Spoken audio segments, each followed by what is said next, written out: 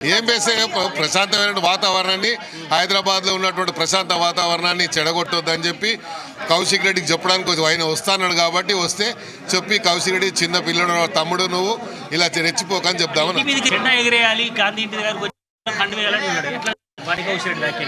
జెండా ఎవరింటి మీద అలాంటివి ఎగరేస్తావు అబ్బాయి. ఇప్పుడు మీకు ఎలక్షన్ కమిషన్ ఒకటి ఇది ఉంది, ఒక డైరెక్షన్ ఇచ్చింది.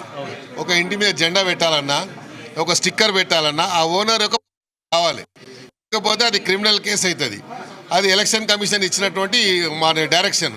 అది కూడా తెలియదు పిల్లోడికి. మరి ఏం చేయాలి?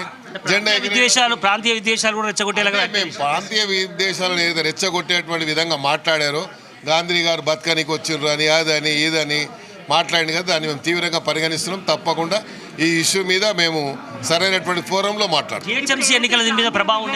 తప్పకుండా ఉంటుంది. ఎందుకంటే ప్రాంతీయ విభేదాలు లేపినప్పుడు జిహెచ్ఎంసీ ఎలక్షన్లో మీకు సీట్లు వచ్చిన తర్వాత మీరు ఇలాంటి మాటలు మాట్లాడుతున్నారు అంటే ప్రజల మీద, హైదరాబాద్ సిటీ ప్రజల మీద మీకు ఎంత ఆక్రోశం ఉందో అర్థమవుతుంది. ఇప్పుడు ఆయన మాటని సమర్థించినట్టయితే ఉందని అనుకోవాలి, లేకపోతే లేదు అంటే దాన్ని ఖండించాలి. సరే, నాకు దూకుడు ఎక్కువ ఉంటే దానం నాగేందర్ గారి గోకుడు ఎక్కువ ఉన్నది. సో ఈ గోకుడు బంద్ చేసి నువ్వు సిగ్గు శరము లజ్జ మానము ఉంటే నువ్వు ఫస్ట్ ఎమ్మెల్యే పదవికి రిజైన్ చేసి ఖైరతాబాద్ ఎలక్షన్లకి రా. మా ప్రజలు నీకే బుద్ధి చెప్తారు.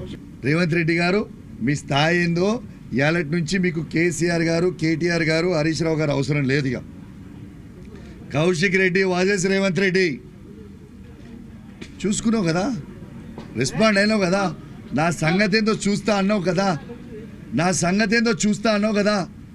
చూడు ఏం చేస్తావు నా సంగతి. నేను ఆల్రెడీ హత్య చేయించే ప్రయత్నం చేసినావు, మళ్ళీ రేపు నన్ను హత్య చేయిస్తావు కావచ్చు. నీ దగ్గర అధికారం ఉంది కాబట్టి. I'm ready to die for Telangana. Kaushik Reddy చావడానికైనా సిద్ధంగా ఉన్నాడు, కానీ నీతోని కాంప్రమైజ్ కావడానికి సిద్ధంగా లేడు బాబు రేవంత్ రెడ్డి గారు.